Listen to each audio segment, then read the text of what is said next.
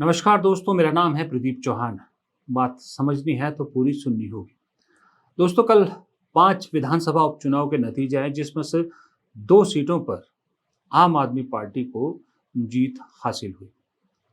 उस जीत के बाद अरविंद केजरीवाल ने एक एक्स पर मैसेज डाला। वो मैसेज पूरा आपकी स्क्रीन पर है, पर मैं आखिर की 2 लाइनें उसमें पढ़ना चाहता हूँ। उन 2 लाइनों में उन्होंने लिखा है कि पंजाब और गुजरात में जो जीत हुई है, उसमें उन्होंने लिखा है कि दोनों जगह कांग्रेस और बीजेपी दोनों पार्टियां मिलकर चुनाव लड़ी। इन दोनों का एक ही मकसद था, आपको हराना, लेकिन लोगों ने दोनों जगह इन दोनों पार्टियों को नकार दिया। दरअसल संदेश इसी में छुपा है। जब बीजेपी और कांग्रेस को एक तराजू में अरविंद केजरीवाल ने तोल दिया, जैसे ठीक वैसे ही जैसे आजकल डोनाल्ड ट्रंप भारत और पाकिस्तान को एक ही तराजू में तोल रहे हैं। जैसे हमें ये बुरा लग रहा है कि डोनाल्ड ट्रंप क्यों पाकिस्तान के बराबर भारत को रख रहे हैं, उसी तरह से कांग्रेस को भी ये बुरा लगना चाहिए कि अरविंद केजरीवाल कांग्रेस और बीजेपी को एक ही तराजू में क्यों लग रहे हैं। वो और अरविंद केजरीवाल जो इंडिया गठबंधन का हिस्सा है, लेकिन अरविंद केजरीवाल ऐसा कर रहे हैं क्योंकि अरविंद केजरीवाल की सोच दूर की है, कांग्रेसियों की तरह छोटी सोच नहीं। अरविंद केजरीवाल ने बहुत सोच समझकर ये दांव चला है। आप बताइए, जिस दिन से अरविंद केजरीवाल दिल्ली का चुनाव हारे हैं, कहीं राष्ट्रीय मीडिया में या कहीं पर भी वो दिखाई दे रहे हैं? नहीं दिखाई दे रहे ना। वो लगातार पंजाब में है और बीच में गुजरात भी गए और लगातार जहां इन दोनों विधानसभा सीटों पर प्रचार किया और दोनों जीत के पार्टी की झोली में डाली। अब इससे 2 निशाने उन्होंने एक साथ लगाए। पहला निशाना, गुजरात में सीट जीतकर मैसेज दे दिया कि गुजरात में दरअसल कांग्रेस कहीं गिनती में नहीं है, आम आदमी पार्टी ही बीजेपी को टक्कर दे सकती है। दूसरा, उन्होंने पंजाब से जो संजीव अरोड़ा है, क्या अरोड़ा है उनका नाम, मैं भूल गया, उन्हें विधानसभा पहुंचाकर उनकी राज्यसभा सीट खाली करा दी और अब माना जा रहा है कि उस राज्यसभा सीट के जरिए अरविंद केजरीवाल खुद संसद में पहुंचेंगे। और ये दोनों ही सिग्नल, दोनों ही निशाने कांग्रेस के लिए बहुत बहुत बुरी खबरें हैं। पहला तो ये कि गुजरात में अगर आम आदमी पार्टी ये संदेश देने में कामयाब होती है कि कांग्रेस अब तीसरे नंबर की पार्टी हो गई है, तो जो राहुल गांधी का मिशन कांग्रेस रिवाइवल है, वो बैकफुट पे चला जाएगा, क्योंकि उसकी शुरुआत गुजरात से हुई है और राहुल गांधी का बहुत ज़बरदस्त मिशन है गुजरात में कांग्रेस को मजबूत करना और मोदी शाह के रहते बीजेपी को मात देना। अब ऐसे में कांग्रेस वहां पिछड़ जाएगी। दूसरा, अरविंद केजरीवाल अगर दिल्ली पहुंचते हैं, राज्यसभा पहुंचते हैं, तो इसमें मेरे ख्याल से हैरत नहीं होगी कि आते ही सार अगर उन्होंने कांग्रेस को इंडिया गठबंधन में अलग थलग करने की कोशिशें शुरू ना की तो। अगर अरविंद केजरीवाल ये कोशिश ना करें, मैं तब हैरान होऊंगा, और अगर ये करेंगे तो मुझे कोई हैरानी नहीं होगी, क्योंकि दिल्ली की हार अरविंद केजरीवाल नहीं भूले। अरविंद केजरीवाल मानते हैं कि दिल्ली में उनको सत्ता से बाहर करने का रीजन कांग्रेस था, सिर्फ सिर्फ कांग्रेस। ये वो भूल जाते हैं कि हरियाणा में कांग्रेस को सत्ता से बाहर रखने में भी उन्हीं का रोल था। लेकिन दिल्ली की हार वो नहीं भूले हैं, इसलिए आते ही सार वो सबसे पहले इंडिया गठबंधन में कांग्रेस को अलग थलग करने की कोशिश करेंगे और इसमें उनका साथ देंगी ममता बनर्जी, इसमें भी कोई शक नहीं है। और अरविंद केजरीवाल वो चीज़ है जो वही सब हथियार अपनाते हैं राजनीति में जो मोदी शाह अपनाते हैं।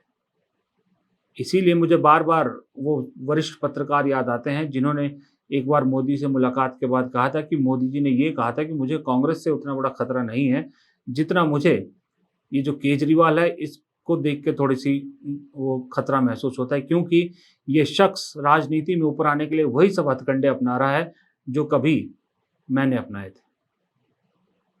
तो अब आप समझ सकते हैं कि अरविंद केजरीवाल राजनीति में कितने शातिर। ममता बनर्जी साथ आ गई तो ममता केजरीवाल अखिलेश को साथ लेने में देर नहीं करेंगे और खुदा ना खास्ता कहीं बिहार के चुनाव में मन मुताबिक नतीजे नहीं आए तो आरजेडी भी इनके साथ शामिल होने में देर नहीं लगाएगी। मुंबई से शिवसेना यूबीटी अभी डामाडोल स्थिति में है, वो भी जा सकती है। और शरद पवार तो वैसे ही अजित पवार के साथ मिलकर मोदी जी के साथ जाने की तैयारी में बैठे। तो अल्टीमेटली कांग्रेस के पास बचता है एक अकेला डीएमके, यानी कि एक तीसरा फ्रंट खड़ा हो जाएगा अगले चुनाव से पहले। और तीसरे फ्रंट में वो रीजनल पार्टियां होगी जो दरअसल रीजनल क्षेत्र में मोदी जी को या बीजेपी को पूरी टक्कर देती हैं। कांग्रेस और डीएमके तो चलिए तमिलनाडु तक है, उसके बाहर कांग्रेस अकेली पड़ेगी। अब आप में से बहुत सारे लोग कहेंगे कि अच्छी बात है, कांग्रेस को अकेले लड़ना चाहिए, अकेले ही अब देखना चाहिए। देखिए, बात ऐसी है, अगर ये 24 में कांग्रेस ने कर लिया होता तो बात अलग थी। 29 में कांग्रेस अकेले लड़े और चाहे किसी भी पोजीशन में रहे, ये रिस्क नहीं ले सकती। उसका सीधा सीधा कारण ये है कि 29 में 79 ईयर्स के मोदी जी होंगे। अगर मोदी जी के चेहरे पर ही फिर बीजेपी लड़ती है, मोदी जी ही प्रधानमंत्री के उम्मीदवार होंगे, तो भी विपक्ष के पास बहुत सॉलिड मौका है लोगों को ये संदेश देने का कि एक 80 साल का बुजुर्ग इस देश को कैसे चला सकता है, नया नेतृत्व देने की जरूरत है।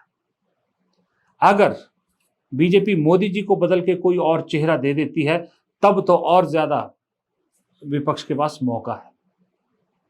लेकिन वो तभी होगा अगर विपक्ष एकजुट होगा। अगर विपक्ष अलग अलग लड़ेगा और चेहरा बदलने के बावजूद अगर 29 में बीजेपी जीत जाती है, तो मान के चलिए आज जो बीजेपी के पास तंत्र है, उस तंत्र के जरिए फिर 34, 39 ये भी भूल जाइए, फिर तो जो मैं कहता हूं ना कि 2047 का बीजेपी ने जो मिशन बनाया है, उसी के आसपास का सपना देखना पड़ेगा। यूं भी रीजनल पार्टीज का अपना एक वो है, इनका सपना होता है कि अपने प्रदेश में इनकी सरकार चाहिए। इन्हें लोकसभा चुनाव से इतना फर्क भी नहीं पड़ता, चाहे हारे चाहे जीते। तो अगर 3 फ्रंट लड़ेंगे, बीजेपी के सामने 2 फ्रंट होंगे, तो ये वोट बीजेपी का थोड़ी बटेगा, इनका आपस में बटेगा, बीजेपी के लिए रास्ता साफ होगा। और यही केजरीवाल का सपना है कि कांग्रेस को किसी भी तरह से दिल्ली में कमजोर करना है। क्षेत्रीय लेवल पे तो कमजोर है ही अभी। जहां जहां कांग्रेस बीजेपी सीधी फाइट में है, वहां खुद आम आदमी पार्टी पहुंच जाती है, केजरीवाल पहुंच जाते हैं। अब क्यों पहुंच जाते हैं, किसके इशारे में पहुंच जाते हैं, ये बताने की जरूरत नहीं है कि क्यों अचानक हिमाचल का चुनाव छोड़कर गुजरात में एक्टिव हो जाते हैं, क्यों हरियाणा में चुनाव लड़ते हैं, क्यों मध्य प्रदेश राजस्थान में ताल ठोक रहे हैं, किसके कहने पर हो रहा है, कहाँ से फाइनेंस आता है। चुनाव लड़ने के लिए पैसा तो चाहिए होता है ना। पंजाब अकेली सरकार का पैसा कहाँ कहाँ डाइवर्ट करेंगे, तो वो पैसा कहाँ से आता है ये बताने की जरूरत नहीं है। और इनका वही मिशन होगा कि पंजाब में सत्ता बनी रहे, उसके लिए बीजेपी आम आदमी पार्टी का सहयोग कर दे, और आम आदमी पार्टी राजस्थान, छत्तीसगढ़, झारखंड, मध्य प्रदेश, गुजरात ऐसी जगहों, हरियाणा ऐसी जगहों पर बीजेपी की मदद करेगी। तो नुकसान में कौन रहा? नुकसान में सिर्फ और सिर्फ कांग्रेस रहेगी।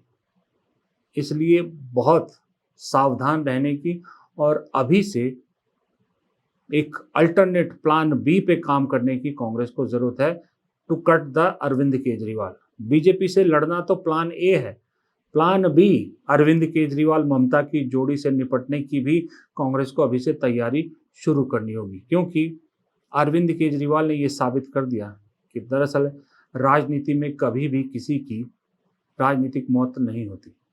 किसी ने ठीक लिखा है कि जनता कभी भी किसी को भी ऑक्सीजन दे देती है, और राजनीतिक रूप से वो उथल पुथल पड़ी आम आदमी पार्टी को इन 2 विधानसभा चुनाव की जीतों ने नई ऑक्सीजन दे दी है। और एक नई ऑक्सीजन से घायल व्यक्ति जब खड़ा होता है, तो फिर वो ज़्यादा खतरनाक होता है।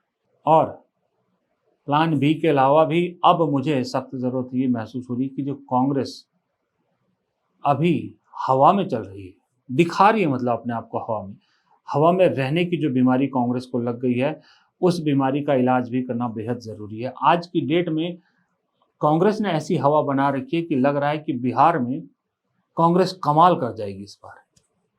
लेकिन ये 5 विधानसभा उपचुनाव के नतीजे देखकर मुझे ऐसा लग रहा है कि बिहार में भी हवा कहीं हवा ही है, क्योंकि बहुत से पत्रकार ये बात कह रहे हैं कि कांग्रेस की हवा सिर्फ हवा में ही है, जमीन पर नहीं उतर पा रही। मीडिया मैनेजमेंट आपने बीजेपी से सीख लिया, अच्छी बात है कि मीडिया में कैसे रहा जाता है, सुर्खियों में कैसे रहा जाता है, ये आपने सीख लिया। ये चीज तो आपने बीजेपी से सीख ली, लेकिन ये चीज क्यों नहीं सीख रहे कांग्रेस या कांग्रेस के नेता कि जो ग्राउंड लेवल पे काम किया जाता है वो कितना जरूरी है। क्यों सेवा दल के लोगों को ठोक पीट के डंडे के जोर पे क्यों नहीं भेजा जाता, चलो जैसा संघ काम कर रहा है करो, यही तुम्हारी ड्यूटी है। लेकिन नहीं, सबको खबरों में रहना है, सबको सुर्खियों में रहना है, सबको सोशल मीडिया पे छाए रहना है, सबको बयानबाजी करनी है। बीजेपी में फालतू बयानबाजी नहीं होती है, होती भी है तो ऐसी होती है जो ऊपर से अप्रूव्ड होती है, जो उनके एजेंडे को आगे बढ़ाती है। लेकिन कांग्रेस में तो हर किसी को बयान देने की बीमारी सी है, और इन बयानों का अक्सर खामियाजा कांग्रेस को भुगतना पड़ता है। तो ये सारी चीजें, प्लान ए बी सी, सारे प्लान अगर कांग्रेस ने जल्द से जल्द एग्जीक्यूट नहीं किए, शुरू नहीं किए, तो वक्त है तो 4 साल का, लेकिन 4 घड़ी में बीत भी सकता है।